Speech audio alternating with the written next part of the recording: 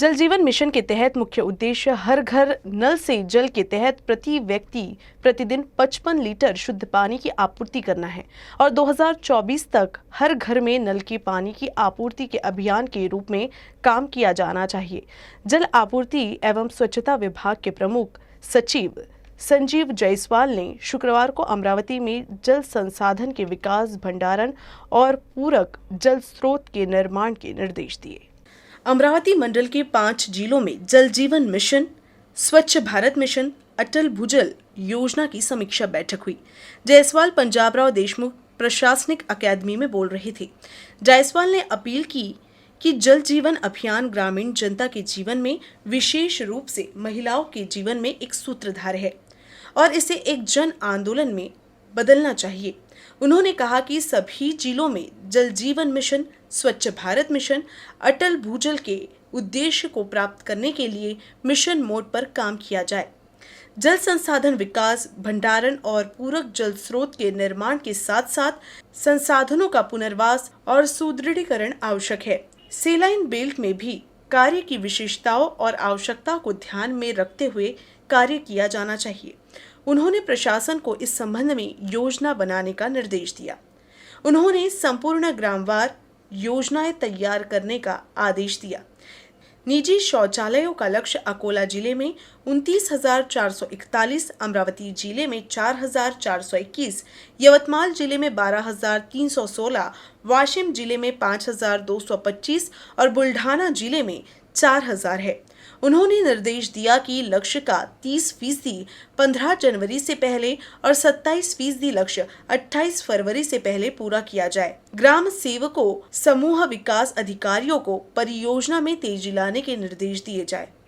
इसी तरह इस पहल की जानकारी जरूरतमंदों तक पहुंचाई जाए। उन्होंने जागरूकता फैलाने का भी निर्देश दिया। महाराष्ट्र जीवन प्राधिकरण के सदस्य सचिव अभिषेक कृष्ण ने जीवन प्राधिकरण द्वारा लागू की जा रही जलापूर्ति योजना की समीक्षा की। प्रमुख सचिव ने निर्देश दिया कि भूजल की गुणवत्ता और उपलब्धता में सुधार के लिए अटल भूजल योजना लागू की जा रही है और इसका प्रभावी क्रियान्वयन सभी जिले में किया जाए। गतिविधियों के बारे में जानकारी फैलाने के लिए निरंतर जन जागरूकता संचालित करने के निर्देश भी दिए गए। संभागीय आयुक्त पीयूष सिंह और राज्य जल एवं स्वच्छता मिशन निदेशक ऋषिकेश यशोद, महाराष्ट्र जीवन प्राधिकरण सदस्य सचिव अभिषेक कृष्णा, जल आपूर्ति एवं स्वच्छता संयुक्त सचिव अभय महाजन, भूजल सर्वेक्षण एवं विकास एजेंसी आयुक्त चिंतामणि जोशी, अमरावती जिला कलेक्टर पवनीत कौर, यवतमाल जिला कलेक्टर अमोल येड़गे, वाशिम के जिला कलेक्टर षणमुख राजन, बुल्ढाना के जिला कलेक्टर एस राममूर्ति आदि उपस्थित थे। एसटी कर्मचारियों की हड़ताल से ग्रामीण क्षेत्रों में छात्रों को परेशानी हो रही है।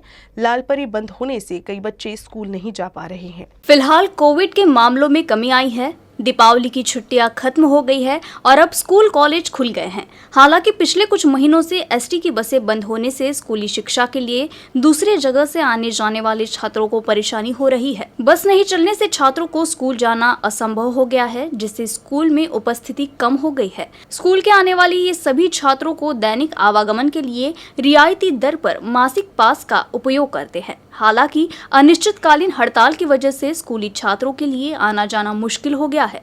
अब ऐसे में राज्य सरकार को स्कूली शिक्षा के लिए शिक्षकों और छात्रों की असुविधा को देखते हुए इस संबंध में ठोस कदम उठाने की जरूरत है। सरकार को व्यक्तियों से ज्यादा कागज से सरोकार है। पेपर में उल्लेख व्यक्ति की मौत के चलते लाभार्थियों की सूची से दस्तावेज हटा दिए गए। आखिरकार पीड़िता पुलिस के पास पहुंची और न्याय की गुहार लगाई। इस मामले के सामने आने के बाद धारणी तहसील प्रशासन की ढिलाई सामने आ गई है। धारनी शहर के वार्ड नंबर 11 में रहने वाले 70 वर्षीय मजदूर श्याम छोटेलाल मेटकर द्वारा दर्ज कराई गई शिकायत के अनुसार वो तहसील कार्यालय धारनी में संजय गांधी निराधार योजना के लाभार्थी थे।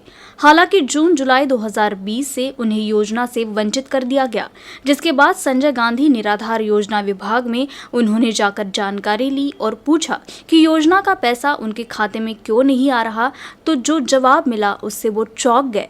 श्याम मेटकर को प्रशासन ने मृत बताया है और सरकारी दस्तावेज में उनकी मृत्यु दर्ज है। ये सुनकर उनके पैरों तले जमीन खिसक गई, जिसके बाद विधायक राजकुमार पटेल के पास पहुंचकर उन्होंने अपनी व्यथा सुनाई, जिसके बाद इस संबंध में कार्रवाई शुरू हुई। हालांकि अभी तक सरकारी कार्यालय से कोई जवाब नहीं मिला है। मैयत वाली बात हमको इसलिए पता चली कि वो मेरे साथ में राजकुमार पटेल के अनिल भाई हमारे साथ में जाते थे, वो सरावन वार्ड का काम करते हो, तो उन्होंने जैसा वो देखे उधर फाइल पे जो वहाँ पे जो रहता है उनका नायक तहसीलदार साहब, उनको बताया तो उन्होंने बोला वो चेक करने लगा वो तुम्हारे ऑनलाइन के उसको, तो बोले उस पर मृत्यु घोषित किया गया है। उससे मांग वही है जो अपना जो मिलता वही होना अपने को क्या है।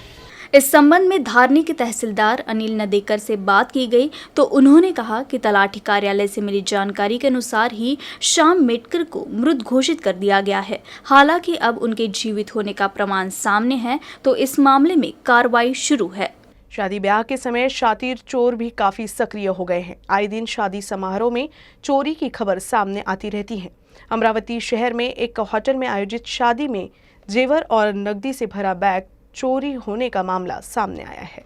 अमरावती शहर के होटल ग्रैंड महफिल के रूबी हॉल में एक शादी समारोह का आयोजन किया गया था। इस शादी में शामिल होने के लिए आए एक रिश्तेदार का बैग चोरी हो गया है। चोर ने 5,68,000 रुपए के जेवर, नगद व अन्य कीमती सामान से भरा बैग गायब किया है।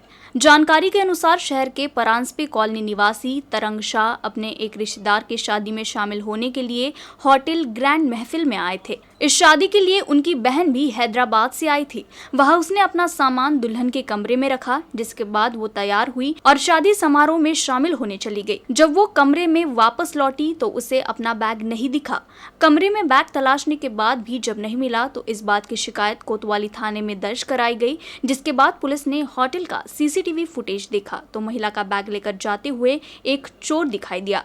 फिलहाल पुलिस सीसीटीवी फुटेज के आधार पर जांच कर रही है। अकोला में स्थानीय अपराध शाखा की टीम ने बोरगांव मंजू परिसर के हाजीनगर परिसर में एक घर से 85 जिलेटिन की छड़ और डिटोनेटर जब्त किए हैं। इस मामले में पुलिस ने आरोपी नसीमुद्दीन जरीमुद्दीन को गिरफ्तार कर जांच पड़ताल शुरू कर दी है। अकोला विधान परिषद चुनाव के मद्देनजर सुरक्षा व्यवस्था बढ़ाई गई है, लेकिन इस बीच अकोला पुलिस की स्थानीय अपराध शाखा के पुलिस निरीक्षक संतोष महल्ले को गुप्त सूचना मिली थी कि बोरगांव मंजू परिसर के हाजीनगर परिसर में एक घर में विस्फोटक रखा हुआ है।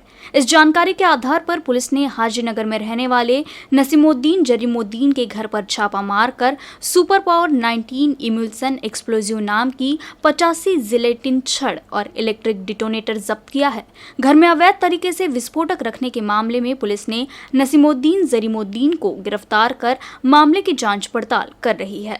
पुलिस ये जानकारी जुटाने की कोशिश कर रही है कि आरोपी के पास विस्फोटक कहां से पहुंचा और इस मामले में किन-किन लोगों की भागीदारी है।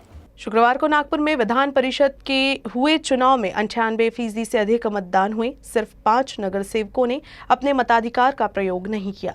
ये सभी नगर सेवक बहुजन समाज पार्टी के हैं। महाराष्ट्र विधान परिषद स्थानीय निकाय चुनाव की घोषणा के बाद से ही इस चुनाव पर सभी की निगाहें थी। यह चुनाव विधान परिषद की 6 सीटों के लिए होना था। हालांकि इनमें से 4 सीटों पर निर्विरोध चुनाव हुए। इनमें मुंबई में 2, धुले नंदुरबार में 1 और कोल्हापुर की 1 सीट है। लेकिन अकोला, वाशिम, बुल्ढाना और नागपुर निर्वाचन क्षेत्र में चुनाव होना तय हुआ। इनमें से नागपुर की जगह ने पूरे राज्य का ध्यान अपनी ओर खींचा। दरअसल कांग्रेस ने इस चुनाव में भाजपा से इंपोर्ट किए गए छोटू बोहर को अपना उम्मीदवार बनाया, जबकि भाजपा ने पूर्व मंत्री चंद्रशेखर बावनकुले पर दांव खेला। छोटू बोहर की उम्मीदवारी के कारण इस चुनाव की खूब चर्चा होने लगी और भाजपा को इस चुनाव में हार का डर सताने लगा। लिहाजा इसी डर के कारण भाजपा ने अपने पार्षदों को राज्य के बाहर पिकनिक पर भेज दिया ताकि मतदाताओं में फूट न पड़े।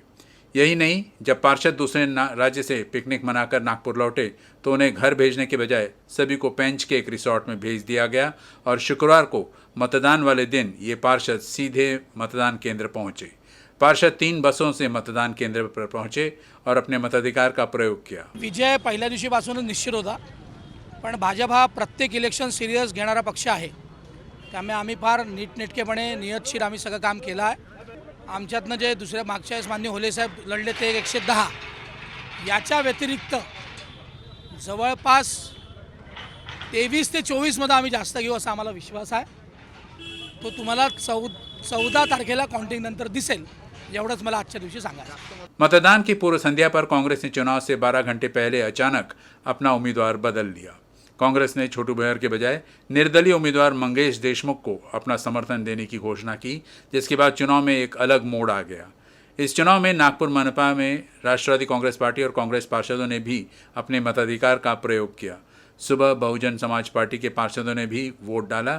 वहीं मंगेश देशमुख इस चुनाव में जीतेंगे, ऐसा विश्वास महाविकास आघाडी के नेताओं द्वारा जताया जा रहा है। तसा हायकमांडने जो निर्णय दिलेला आहे, पक्षश्रेष्ठी ते सांगतील त्याप्रमाणे आम्ही पक्षाचे कार्यकर्ते म्हणून काम करणार। महाविकास आघाडीचा जो उमेदवार जो आहे आमचा मंगेश देशमुख हा 100% निवडून येणार आहे। बहरहाल 559 मतों वाली नागपुर विधान परिषद सीट के नतीजे 14 दिसंबर को घोषित किए जाएंगे। हालांकि संख्या के लिहाज से भाजपा के मजबूत होने के बावजूद जिले के पालक मंत्री डॉक्टर नितिन राउत और मंत्री सुनील केदार ने महाविकास आघाडी के प्रत्याशी की जीत के लिए अंतिम क्षण तक जोर दिया। विविध कारणांमुळे अगदी सुरुवातीपासूनच चर्चेत असलेल्या विधान परिषदेच्या नागपूरच्या जागेसाठीचं मतदान आज पार पडलं। पर्यटनावर गेलेल्या भाजप नगरसेवकांसह महाविकास आघाडीतील मतदारांनीही आज मतदानाचा हक्क बजावला। दोन्ही पक्ष विजयाची हमी देत असले, त्यांना खात्री असली तरी नेमका विजय कोणाचा होणार हे येत्या 14 डिसेंबरला स्पष्ट होणार आहे। व्हिडिओ जर्नलिस्ट मिलिंद हिवसेसह जितेंद्र शिंगाडे, यूसीएन न्यूज़, नागपुर। वर्धा जिले की 4 नगर पंचायतों के लिए चुनाव का बिगुल बज गया है। नामांकन दाखिल करने की आखिरी दिन ओबीसी सीटों के निलंबन के बाद 4 नगर पंचायत आष्टी, समुद्रपुर, कारंजा और सेलू की 54 सीटों पर चुनाव होगा। इसके लिए कुल 282 उम्मीदवारों ने नामांकन दाखिल किया है। त्रुटियों के कारण 11 आवेदनों को अमान्य घोषित कर दिया गया है। सेलू तहसील में जिसमें सबसे अधिक 4 आवेदनों को अमान्य घोषित किया गया है। वर्धा जिल्ह्यातील 4 नगरपंचायतीच्या निवडणुका होऊ घातलेल्या आहेत। ओबीसींच्या 14 जागा सोडून 54 जागेसाठी या निवडणुका घेण्यात येणार असल्याचं सांगण्यात आलेलं आहे। 282 उमेदवारांनी आपलं नामांकन दाखल केलं होतं, त्यापैकी 11 उमेदवारांचे नामांकन अवैध ठरवण्यात आल्याचं अधिकाऱ्यांकडून सांगण्यात आलेलं आहे। समुद्रपूर, आष्टी, कारंजा आणि सेलू नगरपंचायत आहेत जिथे आता निवडणुका घेण्यात येणार आहेत। 13 तारीख नामांकन परत घेण्याची आहे, तर 14 ते 20 तारखेपर्यंत उमेदवारांना आपला प्रचार करता येणार आहे।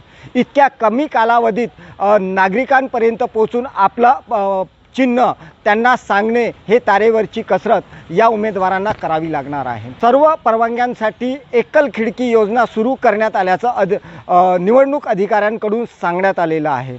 मात्र सेलू नगरपंचायतमध्ये सर्वाधिक उमेदवारांनी आपले नामांकन दाखल केले आहेत, तर आष्टी नगरपंचायतमध्ये सर्व नामांकन वैध ठरवण्यात आल्याचंही अधिकाऱ्यांकडून पुष्टी करण्यात आलेली आहे। निवडणुकीच्या पूर्ण प्रक्रिया सुलभ रीतीने पार पडावी आणि उमेदवारांना याच्यामध्ये कुठल्याही प्रकारची अडचण होऊ नये याच्यासाठी आपण एकल खिडकी योजना सुरू केलेली आहे। सर्व प्रकारच्या परवानग्या ह्या उमेदवारांना त्या एका सिंगल खिडकीतून प्राप्त होऊ शकणार आहेत। उमेदवारांना उमेदवारी अर्ज मागे घेण्याची अंतिम मुदत असेल। 14 तारखेला उमेदवारांना चिन्ह वाटपाचा कार्यक्रम निश्चित करण्यात आलेला आहे। 21 तारखेला मतदान होणार आहे आणि 22 तारखेला याची काउंटिंगची डेट आहे। प्रक्रियेदरम्यान आचारसंहितेचं कुठल्याही पद्धतीने उल्लंघन होणार नाही याकरता सेलू नगरपंचायत सार्वत्रिक निवडणुकीचं पूर्ण प्रशासन हे दक्ष असेल। सेलू नगरपंचायतमध्ये 4 मोठे गट आहेत जो आपला नगर अध्यक्ष बनवण्यास सक्षम असल्याचं सेलूच्या नागरिकांकडून सांगण्यात येत आहे। मात्र 2 ते 3 छोटे असे गट आहेत। या 4 मोठ्या गटांचं गणित बिघडवतील आणि नगर अध्यक्ष कोणाचं तरी पारडं हलकं भारी करण्यात हे गट सक्षम आहेत। 21 डिसेंबरला मतदान होणार आहे, तर 22 डिसेंबरला मतमोजणी होणार आहे आणि नेमका कोणता गट आपला नगराध्यक्ष बनवण्यास सक्षम होतो हे या निवडणुकीच्या निकालावरूनच कळेल। Surendra Amteke, UCN news, Wardha. अमरावती जिले के येवदा में 3 दिवसीय भव्य ई श्रम कार्ड वितरण शिविर का आयोजन किया गया। इस कैंप में लाभार्थियों को कार्ड बांटे जा रहे हैं। येवदा में भारतीय जनता पार्टी के अतुल गोले और श्याम ठाकरे ने आठवड़ी बाजार क्षेत्र में येवदा सर्कल में लाभार्थियों के लिए ई श्रम कार्ड शिविर का आयोजन किया है। समारोह की अध्यक्षता पूर्व विधायक रमेश बुंदेले ने की, जबकि बाला साहिब वानखेड़े, रामदास जी कराले, मदन राव बयासकर, माणिक राव मानकर, ओम प्रकाश शर्मा, दादा भाऊ वंदे, चंदू रघुवंशी मुख्य अतिथि के रूप में मौजूद रहे। अगर ये कार्ड बनता है तो सरकार असंगठित कामगारों को 1 साल के लिए मुफ्त बीमा मुहैया कराएगी और केंद्र सरकार असंगठित कामगारों के लिए कई योजनाएं मुहैया कराने पर विचार कर रही हैं। छोटे किसान, कृषि श्रमिक, बढ़ई, कुम्हार, नाई, पशुपालन, आशा कार्यकर्ता, आंगनवाड़ी सेविका, स्ट्रीट वेंडर, निर्माण श्रमिक, दूध किसान, लोहार, इलेक्ट्रिशियन, सुरक्षा कर्मचारी, सभी श्रमिक ये कार्यकर्ता कार्ड प्राप्त कर सकते हैं। इस कार्ड को जारी करने के लिए आधार कार्ड, मोबाइल नंबर और बैंक पासबुक जैसे दस्तावेजों की आवश्यकता होती है और ये योजना 3 दिनों के लिए संतोष खोड़ेराव के CSC केंद्र पर उपलब्ध होगी। हालांकि पूर्व विधायक रमेश बुंदेले ने अपनी अध्यक्षीय भाषण में सभी को फायदा उठाने की अपील की है। इस दौरान हितग्राहियों को कार्ड बांटे गए। जसे आता 500 रुपये, 1000 रुपये काही जे 60 वर्षाच्या मध्ये आतमधील आहे का वरील आहे त्यांना दिले जातात। त्याच प्रकारे यामध्ये करण्याची त्यांची युक्ती आहे। अमरावती में एड्स नियंत्रण जागरूकता बाइक रैली का आयोजन किया गया। रैली में सामाजिक संगठनों ने भी भाग लिया। रैली को जिलाधिकारी पवनीत कौर ने हरी झंडी दिखाई। एड्स दिवस के उपलक्ष्य में जन जागृति के लिए महाराष्ट्र राज्य एड्स नियंत्रण रैली का आयोजन किया गया। जन जागृति बाइक रैली जिला सामान्य अस्पताल एवं अमरावती के अन्य अस्पताल के साथ ही सामाजिक संगठनों द्वारा निकाली गई। इस रैली को जिलाधिकारी पवनीत कौर ने हरी झंडी दिखाकर रवाना किया। शहर के अलग अलग परिसर से होते हुए ये रैली अमरावती के जिला सामान्य अस्पताल में समाप्त हुई। महाराष्ट्र सरकार के दिशा निर्देशों का कड़ाई से पालन करते हुए विश्व एड्स दिवस के अवसर पर आयोजित जन जागृति बाइक रैली में बड़ी संख्या में युवाओं ने भाग लिया। गन्ने के खेत में आग लगने से लाखों का नुकसान हुआ है। घटना यवतमाल जिले के पुसद तहसील के आरे गांव की है।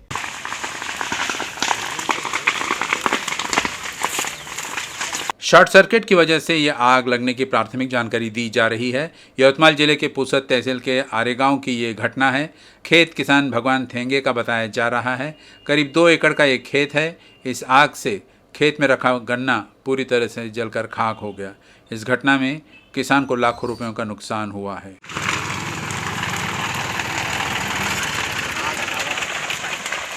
न्यूज़ रूम से बस इतना ही। खबरों का सिलसिला यूं ही चलता रहेगा। आप देखते रहिएगा UCN न्यूज़ अमरावती।